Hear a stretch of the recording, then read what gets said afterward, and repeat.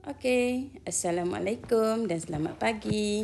Okey, baik, hari ini cikgu akan mengajar matematik tahun 4. Bidang pembelajarannya adalah sukatan dan geometri. Dan tajuk kita pada hari ini adalah masa dan waktu. Okey, sorry ya cikgu. Kita tukar tadi. Okey, terdelete. Okey, tajuk dia masa dan waktu. Okey, standard kandungannya adalah 4.3 ya. 4.3 iaitu anggaran masa dan standard pembelajarannya adalah 4.3.1. Okey, sekarang tengok contoh daripada buku teks awak muka surat 145. Okey, tengok soalan nombor 1. Okey, cikgu baca ya soalan dia. Jarak perjalanan 100 km mengambil masa 1 jam. Okey, bermakna 100 km kita mengambil masa 1 jam. Okey. Berapakah anggaran masa untuk sampai ke Melaka? Okey, anggaran untuk ke Melaka. Okey, bila kita tengok gambar rajah Melaka, kita mengambil jaraknya 96 km. Okey, awak tengok sini teacher tunjukkan anggaran masa mengikut garis nombor. Okey, daripada 0 km sampai 100 km kita mengambil masa 1 jam. Okey, nampak ya? Okey, tetapi perjalanan kita ini hanyalah 96 km.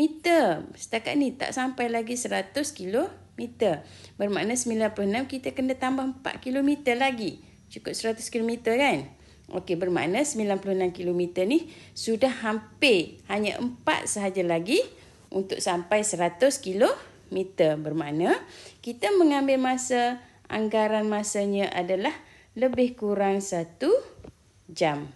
Okey, faham ya murid-murid? Okey, sekarang kita pergi tengok contoh yang kedua. Okey, contoh yang kedua. Okey, tengok. Anggarkan masa untuk melabel 250 botol sos cili. Okey, 250 botol sos cili. Okey, anggaran masa dia, kita tengok di sini gambar rajah. Kita mengambil masa 30 minit. Okey. Kita mengambil masa 30 minit untuk 60 botol. Okey, tengok 30 minit untuk 60 botol. Kita perlu 250 botol. Okey, 60 botol 30 minit. 60 botol 30 minit. 60 botol 30 minit. 60 botol 30 minit. Bermakna 6 kali 4 24. Di sini 240 botol. Maknanya ada 10 botol lagi. Cukup 250. Jadi di sini berapa minit? Okey, sikit saja lebih kan, hanya 10 botol. Jadi di sini anggaran masanya adalah 30 tambah 30 minit tambah 30 minit tambah 30 minit. Kita dapat 3 kali 4 12. Kita dapat 120 minit. Okey, yang ni. Okey. 10 botol. Tak perlu tambah lah. Okey, kita kira yang hampir. Sebab anggaran ni kita kira yang hampir ya. Jadi kita mengambil masa lebih daripada 120 minit. Okey. Contoh. Okey, contoh cikgu bagi contoh. Okey, contoh soalan uji diri soalan nombor 1. Okey, tengok soalan nombor 1. Okey, kita cuba buat ya. Okey, cikgu tunjuk contoh. Okey, Puan Aina membungkus 300 paket. Okey. Kerepek dalam masa hampir 5 jam. Okey. Hitung anggaran masa yang diambil untuk membungkus. Okey, cikgu ambil A. 210 paket. Tetapi kita kena kira dulu. Sebab dia bagi soalan kita 300 paket. Kita mengambil masa hampir 300 paket hampir 5 jam. Okey, cikgu tunjuk contoh di sini ya. Kat mana ya? Okey, di sinilah cikgu bagi. Okey, cikgu buat satu kotak. Okey, satu kotak. Okey. Satu kotak. Cikgu belah. 1, 2, 3, 4, 5. Okey. Maknanya atas ni cikgu letak 60 paket. 60 1 jam. 60 paket 1 jam. 60 paket 1 jam.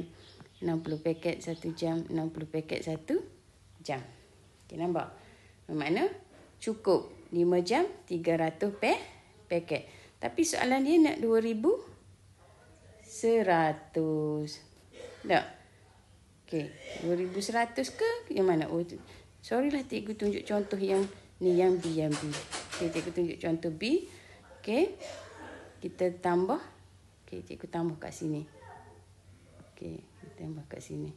Okey, 150 ni bermakna 60 tambah 60, 120 tambah 30.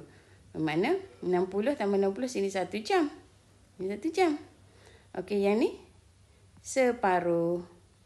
Bermakna separuh ni 30. Untuk 30 kan?